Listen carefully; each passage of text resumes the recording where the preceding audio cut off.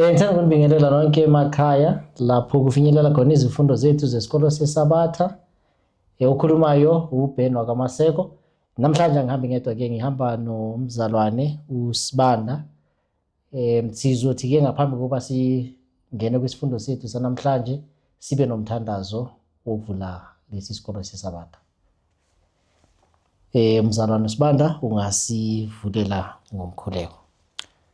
Baba Nkosi engcwele sezulwini, siyakubonga ngaleli thuba elihle lokuthi sifunde ilizwi lakho.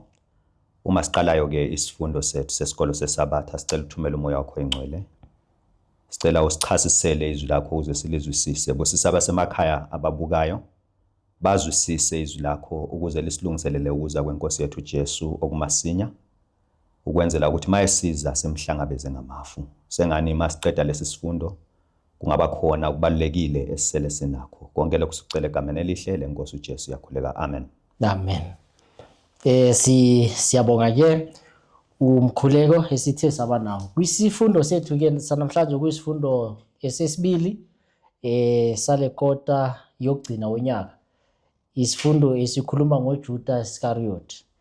Kunevesi lekhanda-ke silitholayo lapha elitholakala kuJohn ngo-6 kuverse 70 kufinyelela kuverse 71.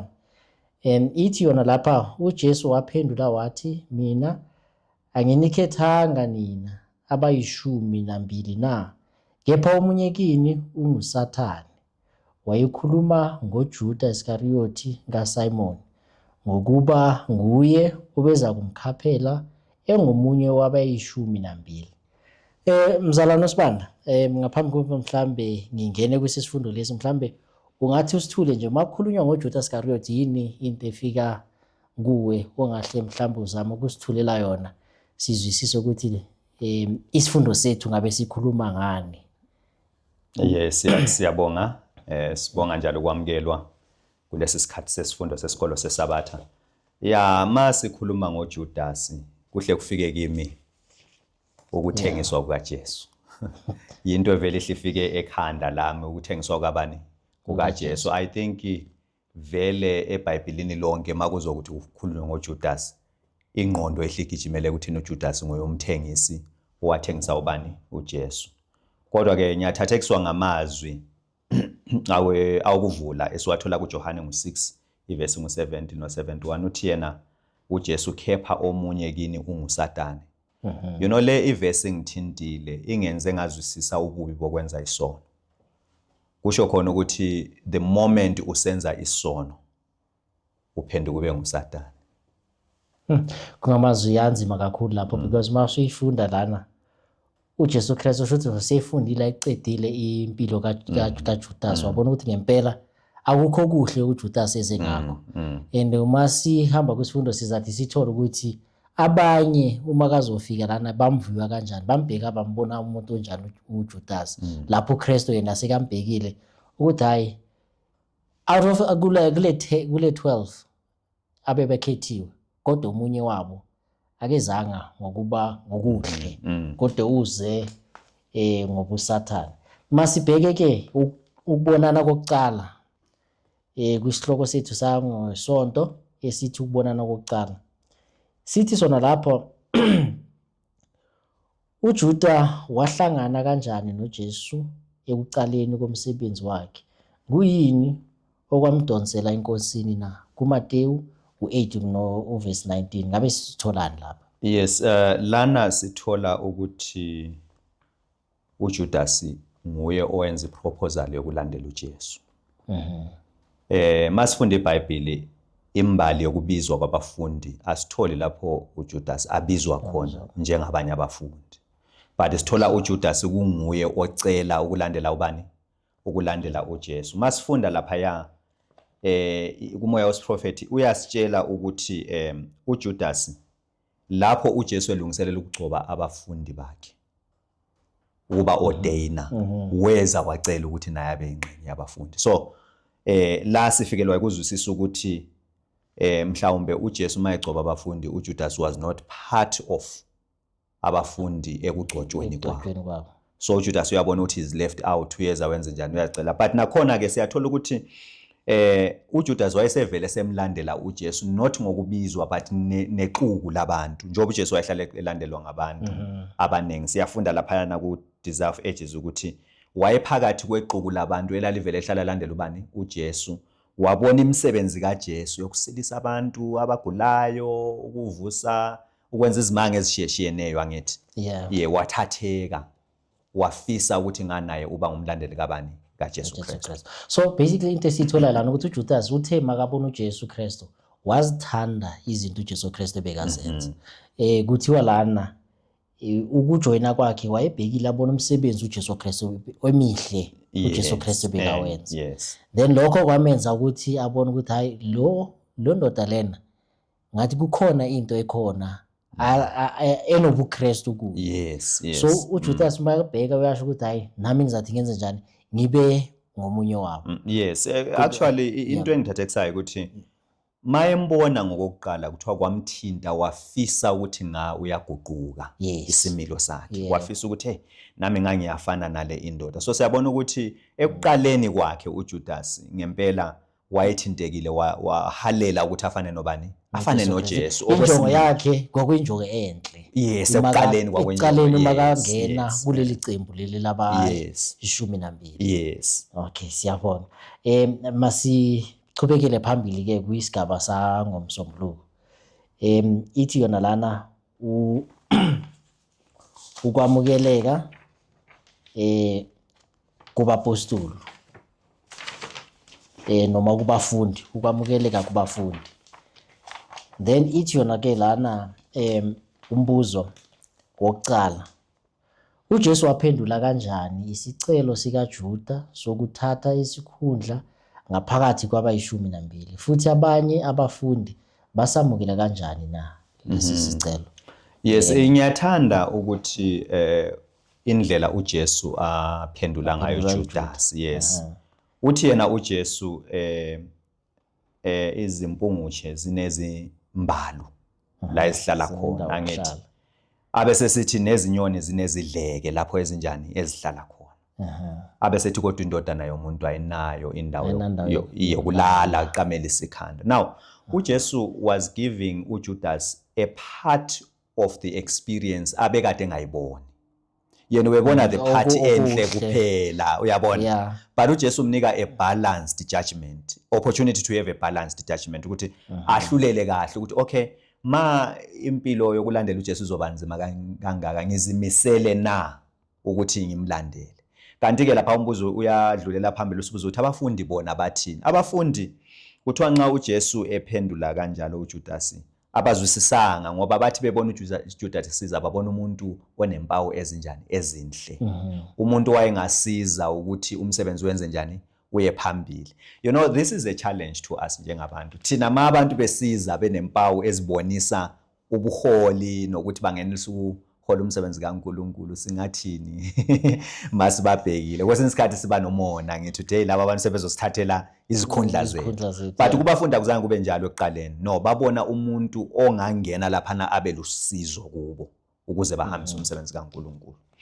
Siyabonga. So lana njengoba soyichaza abafundi bethi mabambona bakhathazeka kakhulu ngempendulo kaJesu Kristu. Lona uJesu Kristu amphendule ngakhona ukuthi hawu thina singathi sibona ipotential lapho kungumuntu ozathi yasize inkonzo ichubekele phambili. The way uJudas bekabhekeka ngakhona nangendlela ukuthi ukuyabona sometimes sibe novalo masibona abantu abacebile bayeza enkonzweni ukuthi hayi ngabe laba bantu beza ngayiphi indlela bazosiza lo bazothina. So abafundi babheka lokho ukuthi uJudas the way bambona ngakhona kuzaba umuntu ozoba yisizo. Kodwa uJesu Kristu wayichitha indlela ingqondo kaJudas. Because uJudas bekeze abheke futhi anengqondo yokuthi ukholile ukuthi uJesu Kristu ungumesiya. Kodwa ke inkinga yakhe ukuthi besekabheke ukuthi kuzaba khona yini isikhundla asithole kulombuso kaJesu Kristu. Yiyo lento lena uJesu Kristu ambonisa ukuthi angizile lana ukuzophatha mhlambe ukuba inkosi yalana emhlabeni. Kodwa wamnikeza indlela lena yobuphuwa noma ipoverty yendlala anayo uJesu Kristu ukuthi uma uze ngokuthi uzogaina la kithi or kimi akuzokuba ngalendlela obheke yona Yes. kodwa nayi into ekufanele uyizwisise. Yes, actually uJesu wayeyazi imbali kaJudas. Okwakusenza umehluko phakathi kukaJesu nabafundi. Because uJesu wayesazi isiphetho kusukela nini ekuqaleni. That is why waphendula ngaleyo ndlela. Even nanxa kwakungakafiki kuJudas. Yeah. Ukuthi funa isikhundla nokuthanda zonke leziyana izinto. Kodwa uJesu wabona ukuthi no, lezi zinto zizakhula esimelweni sikaJudas zifinyelele kusiphi istage uyabona. Kanti ke okunye abafundi babevele benephutha lokubheka ingaphandle yomuntu. Babe sebejaji umuntu ukuthi ngokubonakala kwakhe hayi ufit ukuthi angaphatha umsebenzi kaNkulunkulu ngoba masifunda khona laphana ku Desire of Ages yathi ukuthi abafundi Desire of Ages page 294 ithi abafundi bafikelwa yikudangala lapho bebona uJesu engazami nokuthi enze abaholi bakwaIsrayeli babe ingxenye yomsebenzi. Yeah. Uyabona? So bona babebheke ukuthi laba abantu bale quality enje balama attributes anje ezimilo zabo zinje ba qualify ukuthi babe ingxenye yomsebenzi kabani kaKristu.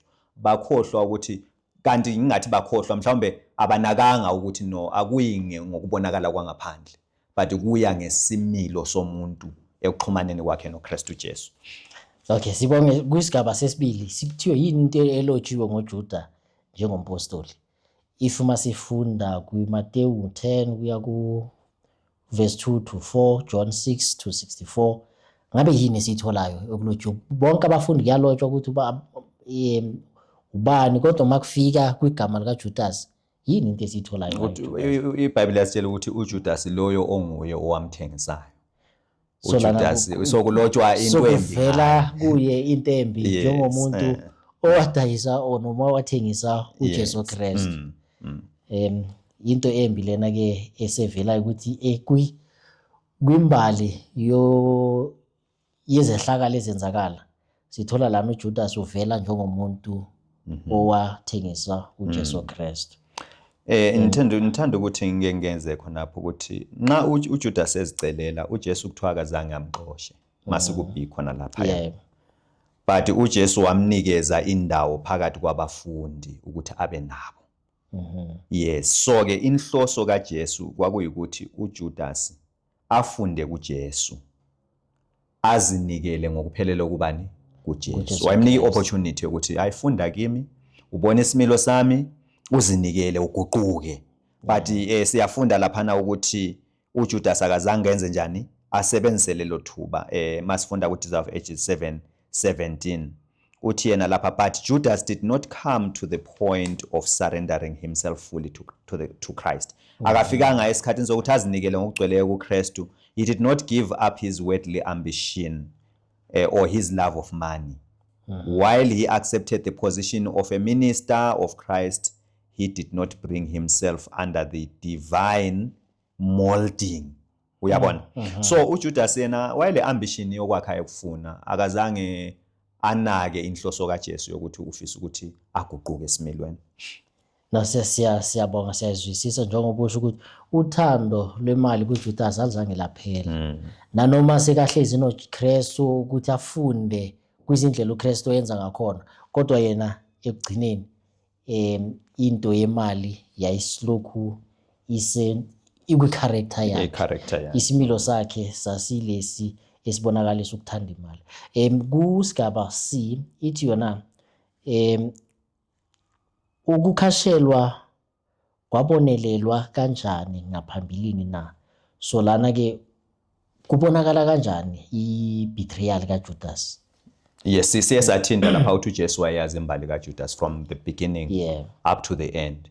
Uyasho uJesu ngokwakhe uthi nginikhethile nina abayishumi nambili angithi kodwa omunye wena ungubani unguSathane. Yes, ungumkhapheli unguSathane. So uJesu wayibona lembali kaJudas, you know, throughout i-experience uhamba kaJudas kunezehlakalo lapho uJesu ayesambula khona isimilo sikaJudas. Siyakhumbula futhi ngelinye ilanga ebageza izinyawo endlini ephezulu masifunda kuJohane isahluko 13 siyafunda ukuthi uJesu wathi nonke lihlanzekile kepha athi nonke ukhona oyedwa ongahlanzekanga. So uJesu was revealing to uJudas more especially because abanye abafundi babengakwazi bengazwisisi ukuthi uJesu ukhuluma ngani. Yes, ibacaka lento leyo. Yes, kodwa yena uJudas ngokwakhe wayezisizwa futhi ukuthi uJesu la ukhuluma ngaye. Yeah, kumahubo ku-41 verse 9 ithi yona mine own familiar friend in whom I trusted, which did eat of my bread, has lifted up his heel against me. So yakhuluma futhi lana ke ngokusho ukuthi umngani wami othembeke kakhulu olona ngizodla naye isinkwa kodwa ke egcineni wenze njani umkhaphela. Lana kuyakhulunywa ke kuyabonisa ke ukuthi uJesu Kristu uyibonile ngaphambilini isimilo sika Judas nokuthi ungumuntu onjani uJudas. Okay, masibheke ke kwisigaba sange lesibili esithi sona lana isihloko sakhona sithi umsebenzi kaKristu sithi sona lana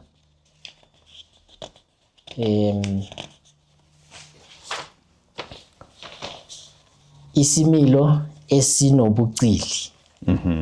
Isibilo esinobucili ngumbuzo wocala ithi yona chaza umehluko phakathi komfanekiso kaJuda okwafanekiswa phakathi kwabafundi ngokwahlukile nezinhloso zakhe ngempela kanye nesimilo. So ikuJohane 12 verse 6 ithi yona lana ke describe the difference between the image of Judas portrayed among the disciples in contrast to his real motive and character. Yes, yes. Nxa sifunda kuJohane 12 iverse 6 ithi yona lokhu wakusho hathi ngoba enakekela abampofu kodwa ngenxa yokuba wayengumebi njalo nguye owayephethe isikhwama naloko okwakukuso.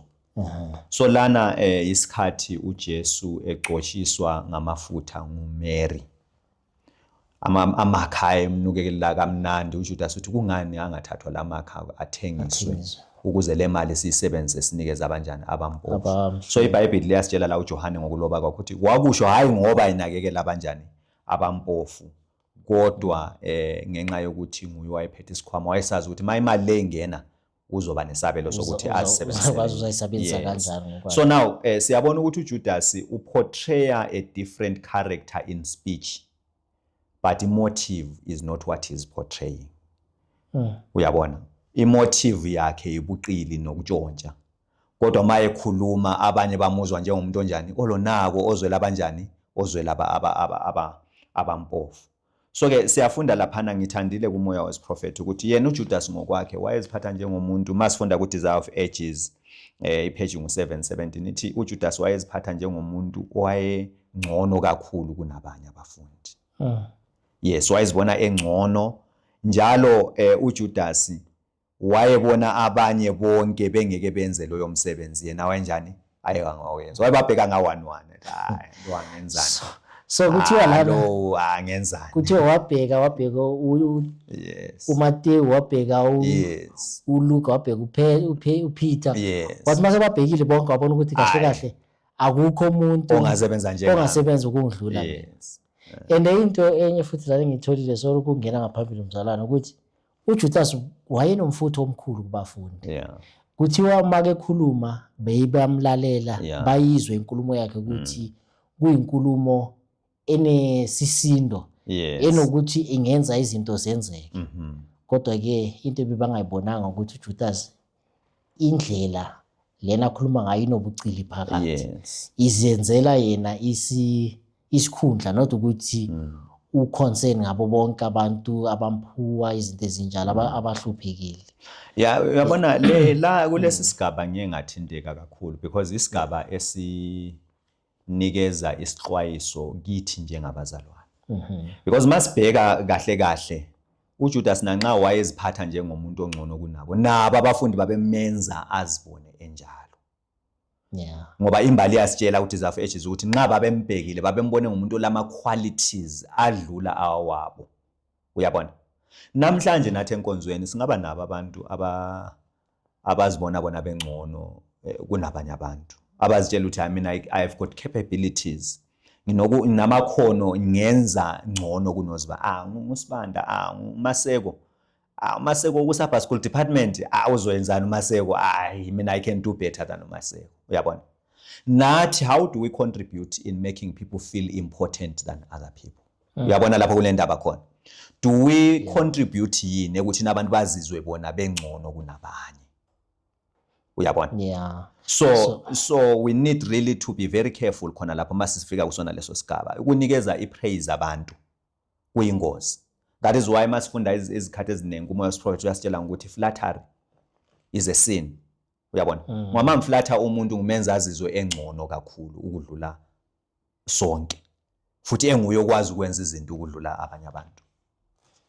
Yeah, into ekufanele siyicaphele kakhulu njengoba uyibala lapha. Enye futhi iphuzo engithe ngalicaphela lana kuthiwa the way bekenza ngakhona njengoba bekakhala ukuthi makungadlalwa ngemali lena uMary amafutha lawo. Kuthiwa ngoba bekabona ukuthi le mali if ukuthe kwathengiswa izangena lapha then uzakwazi ukuthatha kanjani okuncane azenzele azilethele kuye. Kuthiwa lana uma sibheka lana kusigaba sokugcina lana ku Desire of Ages page 717 ithi kona imali encane eyafika ezandleni zakhe bekuyisilingo esichubekayo. Kaningi uma ethi wenza umsebenzi omncane kaKristu noma anikele isikhathi kwicebo levangeli wayezikhokhela esikhwameni imali eningi. Emehlweni akhe lamacebo abesebenza isenzo sokuzithethelela kodwa phambi kukaNkulunkulu ube yisela. Exactly. So kaningi asibheki lento lena mhlambe siyenza izinto ngithi hayi ngizothatha nje okuncane lana kule mali lena because ngenze okukhulu kwaNkulunkulu then mina I'm just ngithatha nje okuncane. Njalo Thiwa lokho phambi kwamehlo kaNkulunkulu ngiyisela. Yes. Njalo I think this thing is coming. You know, this lesson iyamangaza. It can also apply to those abangabagcina ingcebo yebandla. Yeah.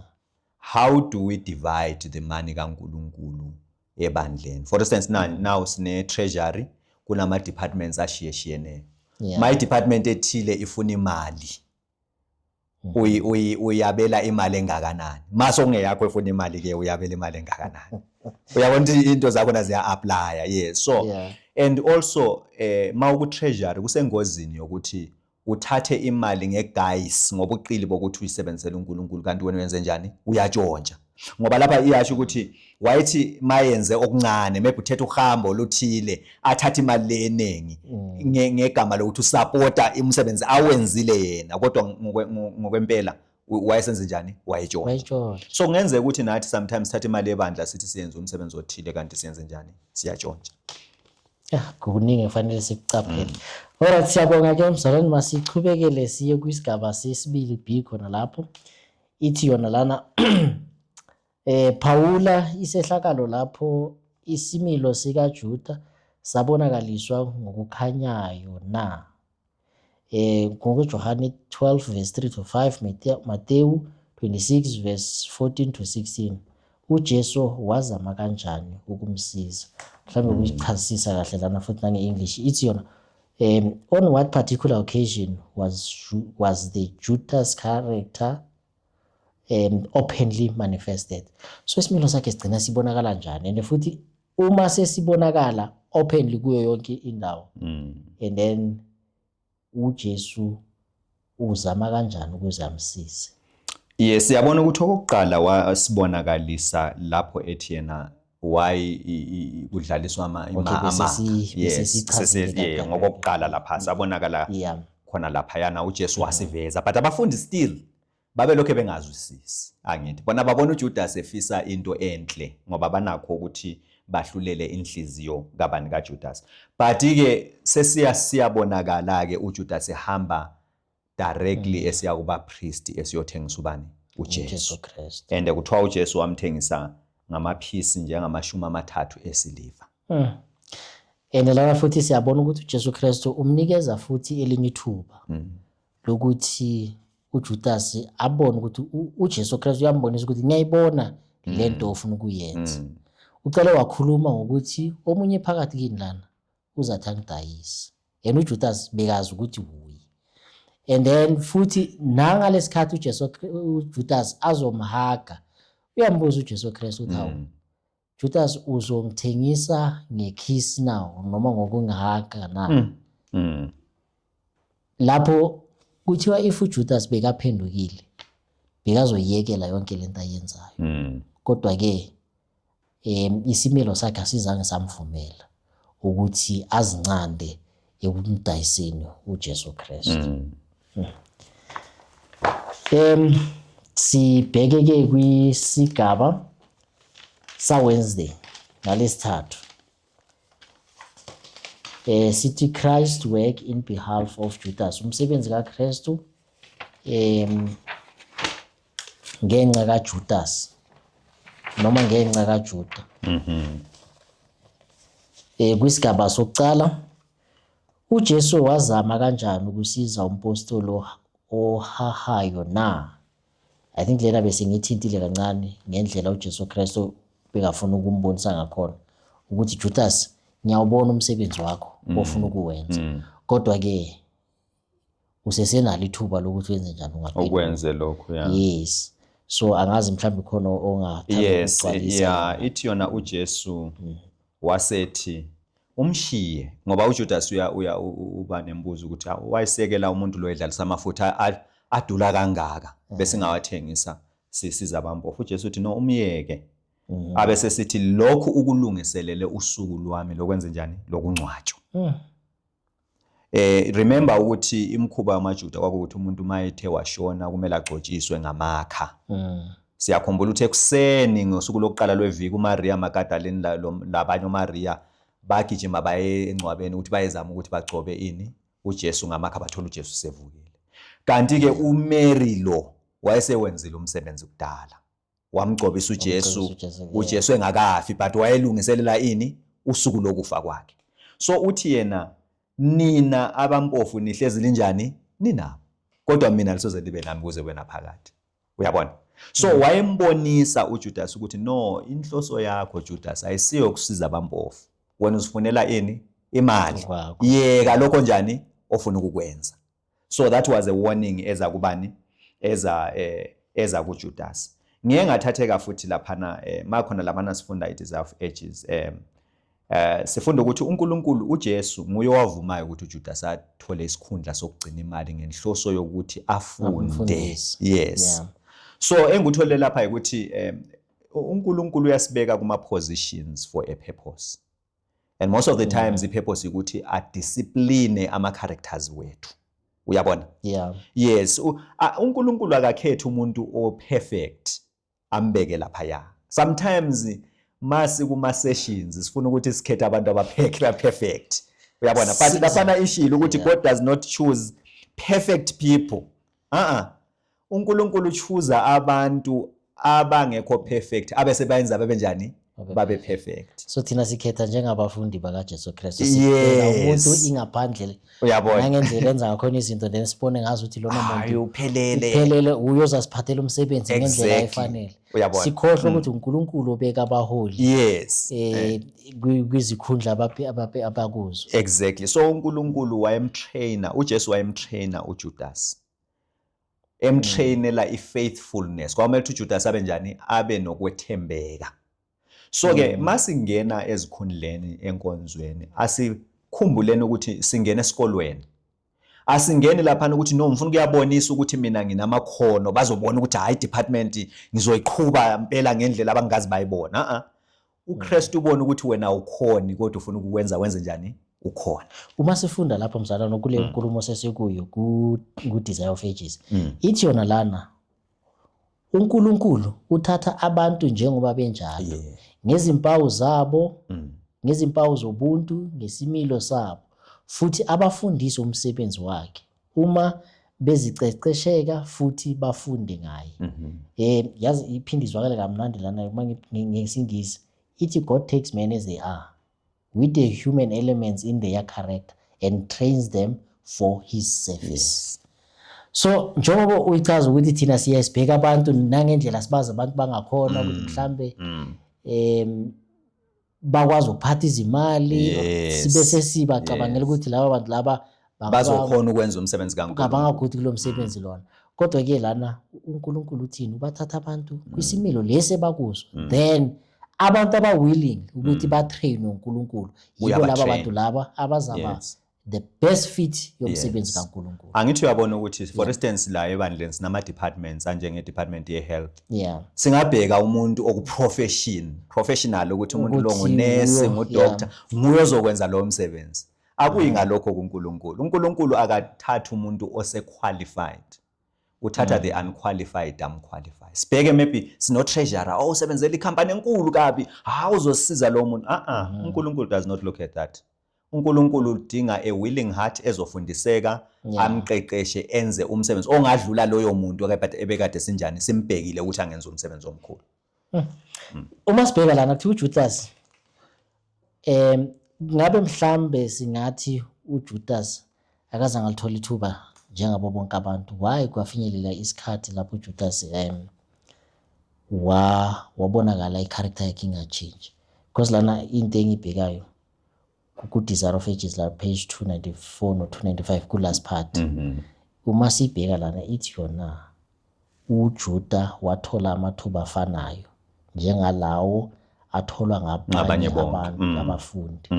So ngeke size sithi mhlambe uJudas wathola isikhathi esincane ukuthi aphenduke. So ube nalo ithuba lokuthi naye angaphenduka angamkhapheli uJesu. Ube nalo. Kodwa ke yena wakhetha ukuthi angalaleli. Ube nalo ngoba bahambe noJesu 3.5 years naye uhambe noJesu 3.5 years.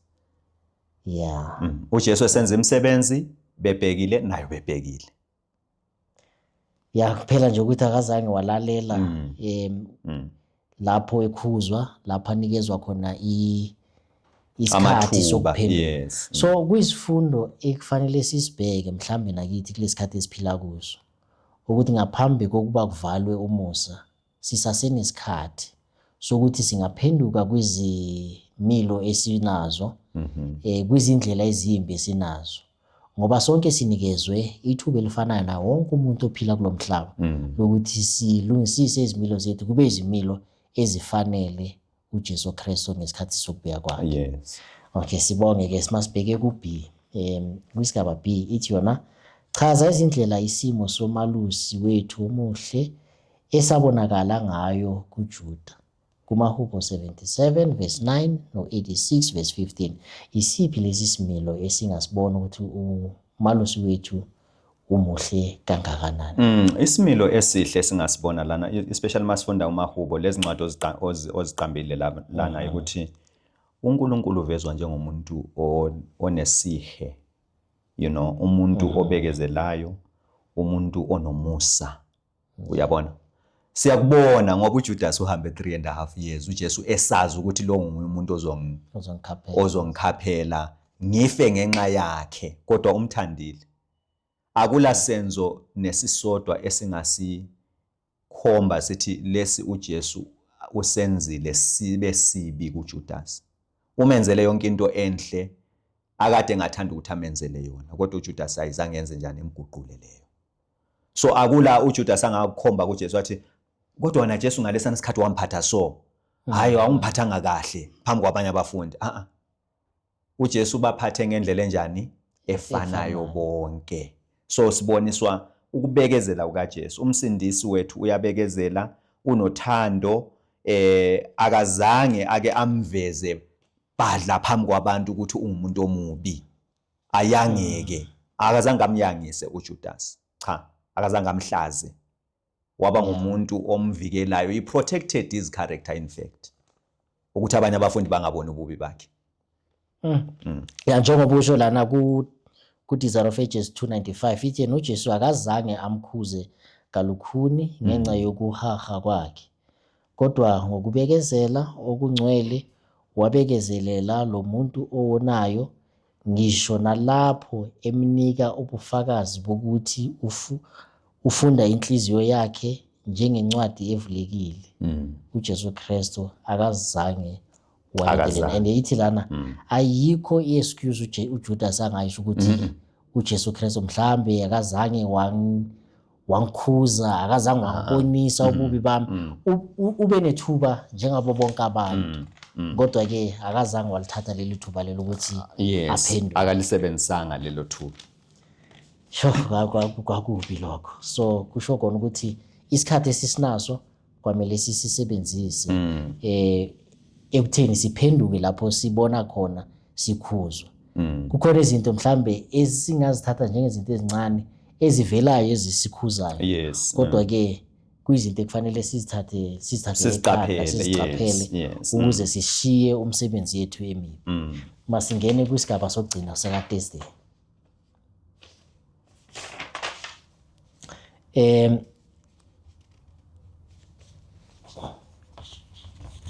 Sithi sona lapha the final act, isenzo sokugcina. The final act ithi yona or isisenzo sokugcina. uJesu wawenza nini umzamo wakhe wokugcina ngenxa kaJuda, futhi kuyini umpostoli ngeshwa akwenza ekugcineni na?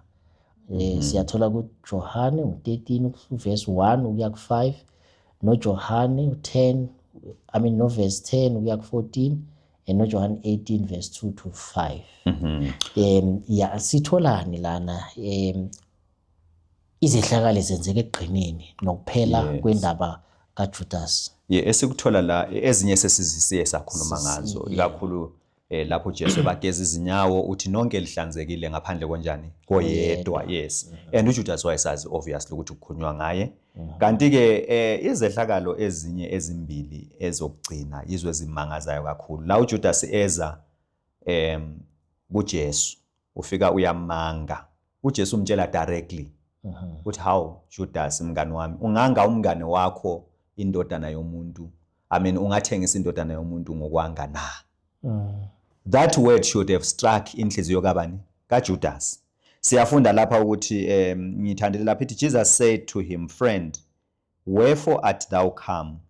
His voice trembled with sorrow. Mfunda uDesire of Ages 695 and 696. As he added, Judas, betrayest thou the Son of Man with a kiss? This appeal should have aroused the conscience of the betrayer and touched his stubborn heart. But honor, fidelity, and human tenderness had forsaken him. So ke lelo gama komele lithi limthinte. Wayemnika another chance uJudas. So on the part of uJesu, uJudas wayengakamlahli until the end. Another incident ukuthi uJudas mayebuya namasosha bathi uJesu uyababuza lifuna bani, bathi sifuna uJesu. Kuvela ukukhanya kwengilosi bonke bawela phansi kunye noJudas. Kodwa mayevuka kumqinisa inhliziyo ngamandla akaphenduki. That was a chance ukuthi but lapha ngilwa loNkulunkulu. Mina ngiyazibuza ukuthi ngakwa kuyimi nganzovuka mbaleke musi makunjalo. Ukukhanya ukuthi vangiwele ngize ngiwele phansi. That was actually i-appeal enzima kakhulu kuJudas. Ngisho nabo bonke ababehamba naye. But uyabona mawusu uyenqabe iqiniso mzalwane Maseko, inhliziyo iyoma njengelitshe. Akulanto engayincibilikisa ngoba iqiniso sunjani sulenqabile. Kubhlungu. Isiphelo sakhe sithini lana ngabe masisichaza ekugcineni kuMateyu 27 verse 3 to 10. Isiphelo sibuhlungu ngoba senze leyo nto leyo uJudas bambamba uJesu. Masifunda umoya wesiphrofethi sitshela ukuthi uJudas wayecabanga ukuthi uJesu uzokwenza izimanga azikhulule. Then yena abe sethole ini imali leyana. Wayeza batshela abaphristi abathi mina ngithi ngilithethe ngalihambisa kuJesu yini enjani enihlulekile ukumbamba. Mina ngenze yonke iduty ebekumele ngiyenze njani ngiyenze. But uJesu wamdisappointa uJudas because he did not do what Judas expected. So wazisola ukuthi no, but umuntu lo akasayenzi lento ebenjani bekuthi ngicabanga ukuthi uzoyenza. yes uzoyenza. Wabuyela ke kubapriest abisela imali avuma icala lakhe, but siyafunda umoya wesiphrofethi ukuthi akalivumanga ngoba wayezisola ngobuqotho bokuthi wonile, but ngokwesaba isahlulelo sikaNkulunkulu. Yakuthiwa lapha ekugcineni Yes. thatha leya mali oyilahlele ethempelini Yes. abapriest, ngoba abapriest nabo bathi hey, ayikho into esingakwenzela yona thina manje. Thina uthi senzeni ke ngalena mali ukuthi le mali lena osinikeza yona asikwazi ukuyithatha. Yeah. Then kuthiwa emva kwalokho leyo mali yanikezwa kwenziwa nayo Bathenga ngayo nje Bathenga ngayo insimu yokungcwabela insimu. abantu. Yes. Yes. lokho kwase kugcwaliseka isiprofeto sokuthi imali lena iyawuthi ithenge ngayo insimu yokulima lapho. Yes, So, but into yeah. khonapho futhi into ebonisa ukuthi uJudas wayengaphenduka ngayo ukuthi maye esithi yena uwonile wasuka wenzani, wagijima wayenze njani, wazibophela. Uyabona? Kuyabonisa ukuthi wayengaphendukanga ngoba singamqathanisa noPetro. uPetro wathi ebona ukuthi uphike uJesu, wagijima wayavuma icala lakhe. Ngaphi eGetsemane lapha ababekhuleka khona noJesu, but uJudas akavumanga icala lakhe ngobuqotho ngoba esuka lapho wabona ukuthi vele angisenathemba, everything is hopeless with me. Wahamba wenze njani, wazibophela. And kuthiwa la ezilengisakhona leso sigodo ngenxa ye-weight yakhe saphuka, wawela phansi wadliwa izinja. Isiphethwe esinzima kakhulu leso, esibuhlungu. Futhi kuyabonisa ukuthi uJudas ensindiswe naso zabe njani abekhona. Siyabonga ke i-final chapter yalesi sifundo lapho sinikezwa khona ukuthi uJudas ekugcineni ukuphela kwakhe into ebuhlungu kakhulu ukuthi akazange waphenduka. Nanoma bekahambe noJesu Kristu for iminyaka emithathu, kodwa lokho akuzange wayenza isimilo sakhe noma inhliziyo yakhe ukuthi iphenduke. Bekuyinto ebuhlungu kakhulu esifunda ngayo namhlanje. Nokuyinselela ke yithi sonke sisasekuleli hambo thina ke sisasenesikhathi sokuthi singaphenduka kwizimilo ezimbi esizibonayo nathi esizaziyo, ekufanele ukuthi sishintshe kuzo senze izinto ezinhle. Angazi mhlawumbe khona amazwi okuvala ongathanda ukusipha. Yes, amazwi engithanda ukuthi ngiwasho ukuthi emsebenzini kaNkulunkulu asingakhetha abantu ngokubheka engaphandle. Asithandaze nini, sicele inkosi kube yiyona ekhethayo, ngoba kuba nengozi yokuthi singakhetha abantu ngobheka ngaphandle, sizokhetha abantu abazolimaza umsebenzi kaNkulunkulu. Njengoba abafundi babebhekile bebona uJudas engumuntu onesimilo esihle namakhono ukuthi angaqhubekisela phambili umsebenzi kaNkulunkulu, kodwa bengaboni kufihlakele kibo ukuthi umuntu ozolimaza umsebenzi kaKristu loyo. Ngempela wawulimaza ngoba uKristu wafa. But kodwa siyazi ukuthi ukufa kwakhe wasitholela ini? Insindiso. So nathi ke ngokunjalo asingabheki ingaphandle. Asithandazeni inkosi siye ekhethweni, sicela ukuthi wena kube nguwena ngomoya wakho engcwele osikhethela inceku zakho. Amen. Siyabonga ke isifundo sethu sizathi sime lapho kanamhlanje. Inkosi ibusise ukufunda kwezilayo. Amen. Sizothi ke sivale lenkonzo ngomthandazo. Baba wethu osezulwini, Nkosi ethu engcwele, sithanda ukubonga Nkosi kulesi sikhathi othe wasipha sona ukuba sifunde ngalezi zifundo. Siyathemba ke ukuthi Nkosi lezi zifundo zizathi zithinte izinhliziyo zethu, kube izinhliziyo eziphendukayo lapha sizwa khona izinhlakalo ezimbi nezibuhlungu ezathi zenzakala nguJudas oyayihamba nawe Nkosi Kristu kuso sonke nazo ngesikhathi zonke. Kodwa ke lokho akuzange kwamenza ukuthi agucuke. Sisize ke thina ukuthi masibone sithuthumele sesabe ukuze senze intando nokulunga kwakho, ukuthi ekugcineni sitholakale silabo abasindiswayo. Konke lokhu sicela sibonga ukuthi uzathi usenzele, usisize upha amandla okuhamba ngendlela yakho yokulunga. Amen. Amen. Siyabonga ke kwisifundo sethu, sicela ukuthi niphinde nihlangane nathi kwisifundo esilandelayo okuzaba isifundo sesithathu esithi uJesu phambi kukaPilato. Amen. Amen.